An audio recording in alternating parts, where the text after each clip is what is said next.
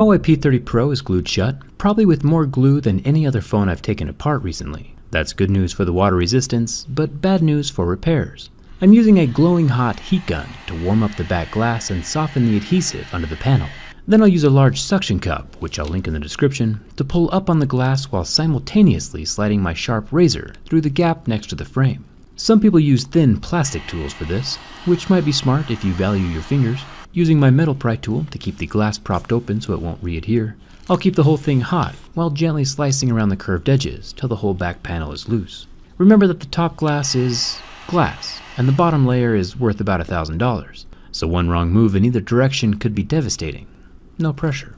Finally, with the adhesive cut, the back panel releases, showing no hardware connected to the back glass. We can tell though that a clear phone would look pretty epic. The quad camera array over on the left side looks impressive, sitting above the wireless and reverse wireless charging pad. The lowest of the camera units, the square 8 megapixel periscope camera, is the one that I'm most interested in. It still has a protective covering over the square hole, and the camera sensor itself lays off at an angle inside the rectangle, literally just like a submarine periscope. I'll take it all apart in just a second so we can see what's inside. The top 20 megapixel wide-angle camera does not have OIS, but the main 40 megapixel camera does have the optical image stabilization. Let's go deeper. There are a total of 10 screws holding down the top plastics to the motherboard. There are some hidden screws in the corners covered by more black plastic and adhesive. Phones are getting pretty hard to fix these days. There is also 7 screws down along the bottom plastics, with a few screws also hidden in the corners. Luckily, Where's Waldo was my jam as a kid, so I'm real good at finding stuff. Finally, the plastics can come loose, along with the wireless charging that's attached to those plastics. It can receive wireless power at 15 watts and gives back wireless power to other electronics at a fraction of that, usually less than 5 watts. The connector for the battery is this little guy sandwiched between the 2 extension ribbon cables. I'll unsnap that like a little Lego, then unsnap the 2 extension ribbons, and also the tan-colored screen ribbon connector after that. Since we've already removed the bottom screws, the plastic can be taken off and the battery uncovered. I assume that the numbers on the orange-colored battery pull tabs are for the removal. I'll grab number 3 and pull on it.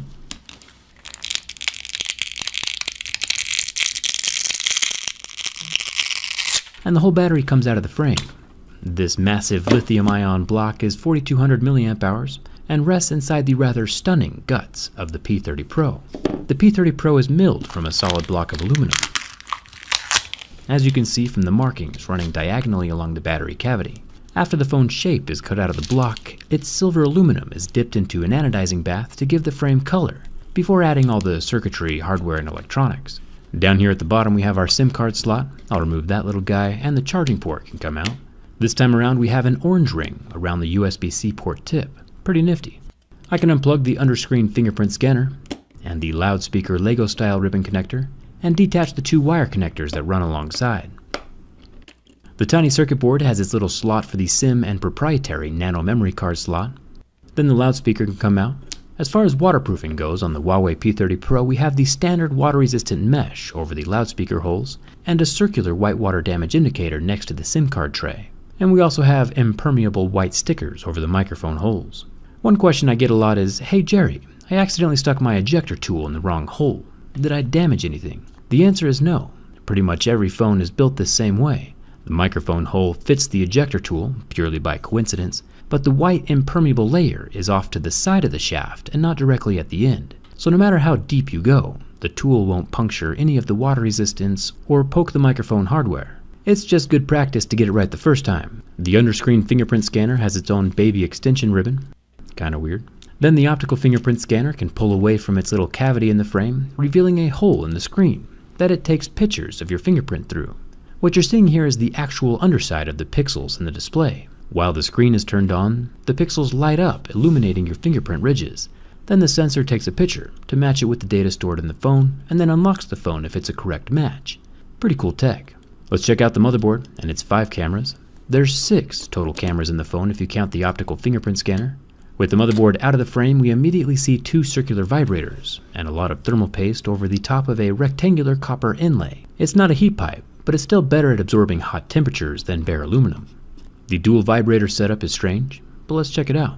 The larger of the vibrators here in the center is actually the earpiece that Huawei calls electromagnetic sound levitation.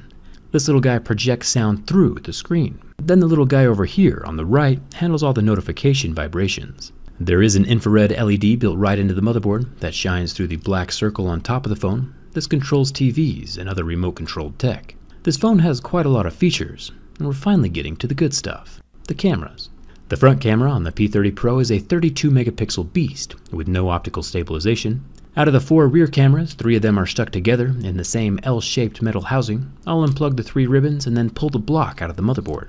The coolest camera though is the bottom 8 megapixel periscope camera. The reason it's called a periscope camera is because the image sensor is off at an angle, perpendicular instead of parallel to the back of the phone. I'll show you what I mean. The periscope camera hardware is comprised of 3 different sections, all locked in tight with a full metal surround shell. You know me though, my razor will get into anything.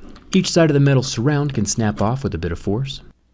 This kills the camera, but autopsies must be performed in the name of science. After the final metal side is popped off, I can turn my attention back to the end of the camera unit, which is where the sensor itself resides, kind of like the camera body of a professional DSLR, since it is the component that captures all the image data and sends it to the phone. The rest of the block is the lens, or glass as photographers like to call it. This is the part that magnifies the object and brings it 5 times closer than normal, the actual telephoto lens. The third and last of the segments is the angled mirror that allows the whole thing to lay flat inside the phone, instead of sticking out like 2 or 3 centimeters, which would look pretty funny. Pretty awesome technology. I can definitely see cool things happening with this style of camera hardware in the future.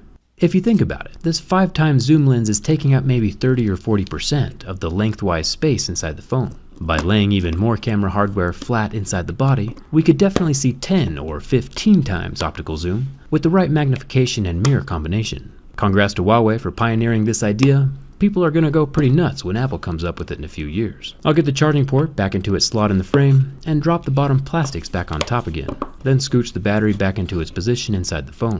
The rear plastics, wireless charging, and 17 screws hold everything in place, and then I'll set the colorful rear glass panel back onto the P30 Pro. Even without my periscope camera installed, the phone still should turn on. And there we have it, a fully torn down and reassembled Huawei P30 Pro. One of the coolest phones we've been inside of so far this year. I might